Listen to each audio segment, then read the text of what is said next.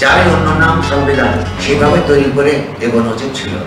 বাংলাদেশে বহুল পরিচিত ইংরেজি ভাষার জাতীয় দৈনিক নিউ এজ পত্রিকার সম্পাদক নুরুল কবির বলেছেন, সাম্প্রতিককালে আমরা কিছু আচার আচরণ দেখে অবাক হচ্ছি। সম্প্রতি বৈষম্য বিরোধী ছাত্র আন্দোলনের একজন নেতা কলম ভেঙে দেওয়ার হুমকি দিয়েছেন। কিসের জন্য? যদি ফ্যাসিবাদী শক্তির পক্ষে কেউ লেখেন তার কলম ভেঙে দেবেন। এই কথাটাও ফ্যাসিবাদী শোনায়। সম্প্রতি একটি টক শোতে অংশ নিয়ে এ মন্তব্য করেন নুরুল কবির। তিনি বলেন, ফ্যাসিবাদ বলতে কেবল আওয়ামী লীগকে বোঝায় না, ফ্যাসিবাদ একটি রাজনৈতিক ভাবাদর্শ।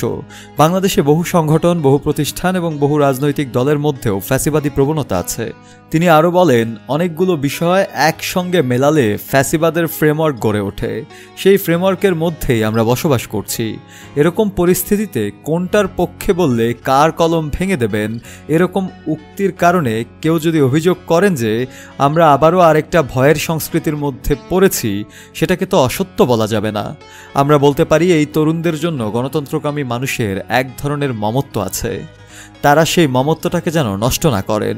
নুরুল কবির আরও যুক্ত করেন, 5 আগস্টের পর প্রচুর বিদেশি সাংবাদিক আমার কাছে এসেছেন। আমাকে তারা জিজ্ঞাসা করেছেন 5 আগস্টের আগে ও পরে কেমন ফিল করছেন।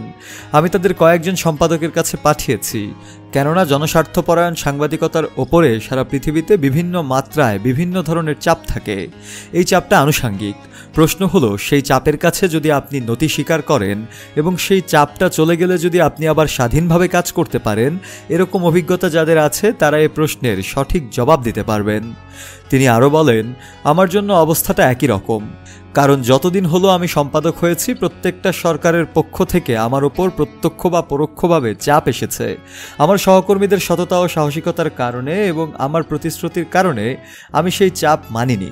প্রসঙ্গত, গত 14 জানুয়ারি বৈষম্য বিরোধী ছাত্র আন্দোলনের তৎকালীন আহ্বায়ক হাসনাত আবদুল্লাহ বলেছিলেন, আমরা বারবার বলছি আগে আওয়ামী লীগের বিচার করতে হবে। তাদের পক্ষে যেসব মিডিয়া, বিশ্ববিদ্যালয়ের শিক্ষক, বুদ্ধিজীবী আওয়ামী লীগের দালাল হিসেবে ফ্যাসিজমের পক্ষে যোগ হয়েছেন, ফ্যাসিবাদের পক্ষে যে কলম লিখবে আমরা সে কলম ভেঙে দেব। সে বক্তব্যের পরিপ্রেক্ষিতেই মূলত এই দীর্ঘ আলোচনা করেন সম্পাদক নুরুল কবির। শফিউল মাওলা, কালের কণ্ঠ।